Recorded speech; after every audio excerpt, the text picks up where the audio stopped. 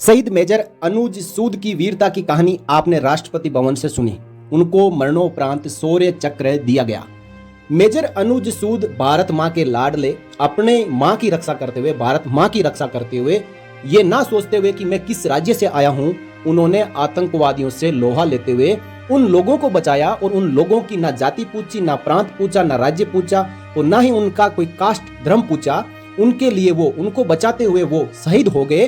और आज बड़े दुख और श्रम की बात है कि महाराष्ट्र सरकार उनसे उनका राज्य पूछ रही है। महाराष्ट्र सरकार ये कह रही है कि आप महाराष्ट्र के हैं नहीं, इसलिए हम आपकी पत्नी का सम्मान नहीं कर सकते, शहीद का सम्मान नहीं कर सकते। आपकी नागरिकता किसी दूसरे राज्य की है, इसलिए हम आपको वित्तीय लाभ नहीं दे सकते। और इसी मामले को उठाते हुए शहीद मेजर अनुज सूद की पत्नी अब न्याय पाने के लिए मुंबई हाई कोर्ट का दरवाजा उन्होंने खटखटाया है। और आगे मैं आपको पूरी बात बताऊंगा कि बॉम्बे हाई कोर्ट ने महाराष्ट्र सरकार को क्या कहा और क्या फटकार लगाई है। Major Anuj Sood, brigade of the guards, 21वीं बटालियन, राष्ट्रीय राइफल्स, मरणोपरांत। मेजर अनुज सूद जम्मू व कश्मीर के कुपवाड़ा जिले में 21वीं बटालियन दी राष्ट्रीय राइफल्स में कंपनी कमांडर के तौर पर ऑपरेट कर रहे थे। 1 मई 2020 को वत्सर जंगल में 2 आतंकवादियों की सूचना मिलने पर अधिकारी ने उनको चेतावनी दी, लेकिन आतंकवादियों ने पलटकर अंधाधुंध हमला कर दिया और बच निकले। उन्होंने अपनी गोलीबारी को रोका और पहले दोनों ओर की गोलीबारी में फंसे नागरिकों की जान बचाई। 2 मई 2020 को चंजी मुला में आतंकवादियों के होने का दोबारा पता चला और उन्होंने संदिग्ध घर के नजदीक घेरे में खुद को तैनात किया। शानदार वीरता दिखाते हुए वे कमांडिंग अफसर और 3 अन्य साथियों के साथ बंधक नागरिकों को बाहर निकालने के लिए लक्षित भवन के भीतर घुसे। अपनी निजी सुरक्षा की परवाह न करते हुए वे लगातार गोली चलाते रहे और कट्टर आतंकवादियों को मार गिराया, जिससे 3 बंधक नागरिकों को बाहर निकाला जा सका। 2 बंधक नागरिकों को छुड़ाने के प्रयास में उन्होंने शारीरिक रूप से हमला कर दिया और एक स्थानीय आतंकी को घायल कर दिया। इस प्रकार 2 बंधकों की जान बचाई जा सकी। अपने वीरतापूर्ण कार्य के दौरान अधिकारी को शरीर में कई गोलियां लगी और वे शहीद हो गए।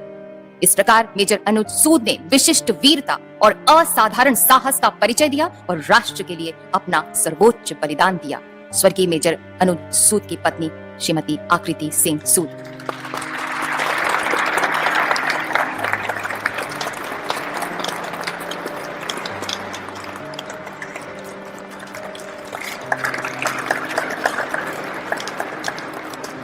मेजर अनुज सूद 2 मई 2020 को जम्मू कश्मीर में आतंकवादी ठिकानों से नागरिक बंधकों को बचाते समय शहीद हो गए थे और उन्हें मरणोपरांत शौर्य चक्र से सम्मानित किया गया था। अब बड़ी ही शर्मनाक बात निकल के आ रही है कि महाराष्ट्र सरकार मेजर अनुज सूद की पत्नी को वो सम्मान और हक देने में नाकाम रही है जो एक शहीद के परिवार वालों को, पत्नी को मिलने चाहिए।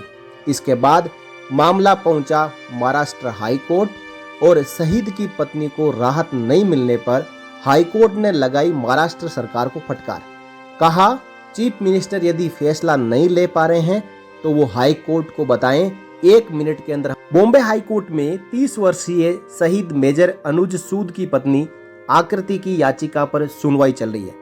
सूद की पत्नी ने याचिका में सरकार से 2000 और 2019 के जीआर के तहत राहत देने का निर्देश देने की मांग की है।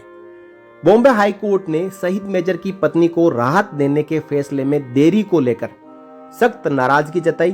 कोर्ट ने कहा कि सरकार कुछ मुद्दों पर बिजली की तरह, स्पीड की तरह फैसले लेती है, लेकिन शहीद की पत्नी को राहत देने में अपने कदम पीछे क्यों खींच रही है। इतने जरूरी मुद्दे में देरी बर्दाश्त नहीं है। फैसले में देरी से सरकार की बदनामी होगी। कोर्ट में 30 वर्षीय शहीद मेजर अनुज सूद की पत्नी आकृति की याचिका पर सुनवाई पर यह टिप्पणी निकल के आई। पूरी खबर को हम इस वीडियो में जानेंगे कि बॉम्बे हाई कोर्ट के जज साहब इतने गुस्सा क्यों हो गए महाराष्ट्र सरकार पे। जस्टिस गिरीश कुलकर्णी और जस्टिस फिरदौस पूनीवाला की बेंच ने कहा कि राज्य सरकार के पास तेजी से फैसला लेने के साधन है।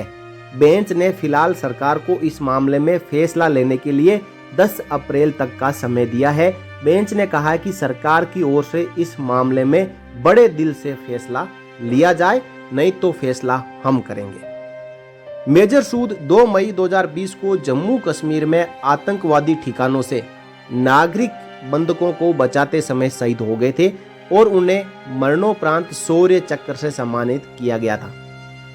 शुक्रवार यानी 12 अप्रैल को सरकारी वकील पीपी काकड़े ने पीठ को बताया कि सूद को लाभ नहीं दिया जा सकता क्योंकि वे राज्य के आदिवासी नहीं थे। काकड़े ने कहा, हमें एक उचित नीतिगत फैसला लेने की जरूरत है जिसके लिए हमें मंत्रिमंडल से संपर्क करने की जरूरत है। हालांकि पीठ ने इस पर नाराजगी जताते हुए कहा कि हर बार फैसला न लेने के लिए कोई न कोई कारण दिया जाता है।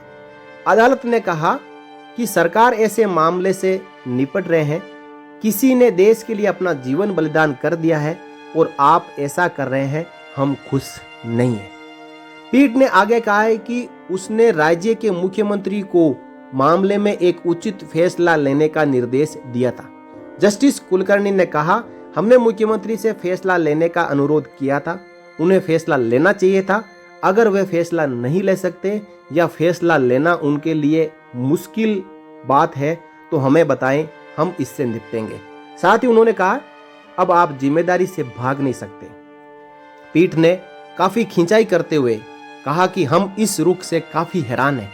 हमने राज्य के सर्वोच्च प्राधिकारी से निर्णय लेने के लिए कहा था। अगर मुख्यमंत्री फैसला लेने में असमर्थ है तो राज्य सरकार एक हलफनामा दाखिल करें। इसमें सरकार को 17 अप्रैल तक एक हलफनामा दाखिल करने का निर्देश दिया और कहा कि वे उसके अनुसार मुद्दे से निपटेगी। याचिकाकर्ता ने दलील दी है कि परिवार पिछले 15 सालों से महाराष्ट्र में रह रहा है, जैसा कि उसके दिवंगत पति की इच्छा थी, जो हमेशा पुणे में ही रहना चाहते थे।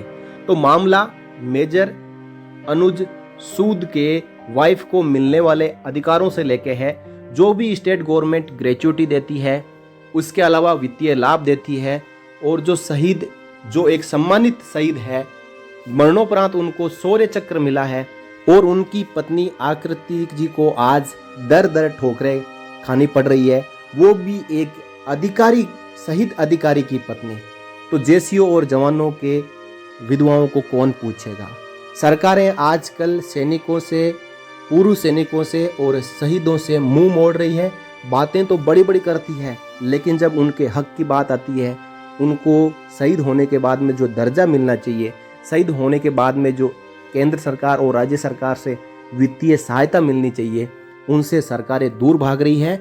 और हाई कोर्ट की सख्त टिप्पणी के बावजूद भी सरकारें इस बात के ऊपर निर्णय नहीं ले पाती कि वो 15 साल से महाराष्ट्र में रह रहा था, लेकिन वो महाराष्ट्र का निवासी नहीं है। तो ऐसा हमारे भारत में इंटरनली क्या प्रावधान है कि उसको अपनी नागरिकता साबित करनी है, जबकि वो वहां पे 15 साल से लगातार निवास कर रहे थे। तो आखिरकार बॉम्बे हाई कोर्ट ने सख्त टिप्पणी की है और सरकार की जबरदस्त खिंचाई की है, और अब समय दिया है 17 अप्रैल तक। 17 अप्रैल तक मुख्यमंत्री को हल्फनामा देना होगा कि वो इस पर फैसला ले पाते हैं या नहीं। यदि फैसला नहीं ले पाते तो हाई कोर्ट खुद फैसला करेगा, और जो बात उसके बाद हाई कोर्ट अपने फैसले में कहेगा वो सरकार को माननी ही पड़ेगी। लेकिन सरकार हमेशा ऐसा करती है कि यदि बॉम्बे हाई कोर्ट फैसला देती भी है तो सरकार जंप करके सुप्रीम कोर्ट में पक्का रिव्यू पिटीशन डालेगी उसके खिलाफ और इस मामले को लंबा खींचेगी। सरकार इतना जल्दी पैसे, वित्तीय सहायता, शहीद को सम्मान देने वाली नहीं है। और लेकिन देखने वाली बात होगी 17 अप्रैल 24 को कि आखिरकार बॉम्बे हाई कोर्ट इसके ऊपर क्या फैसला देता है। आप अपनी राय कमेंट बॉक्स में जरूर रखें कि क्या ये सरकार शहीदों का और शहीदों के परिवार वालों का सम्मान करती है या नहीं। फिर मिलेंगे नेक्स्ट वीडियो में नई जानकारी के साथ। तब तक के लिए जय Hind. For more updates, subscribe to our channel and enjoy watching the videos.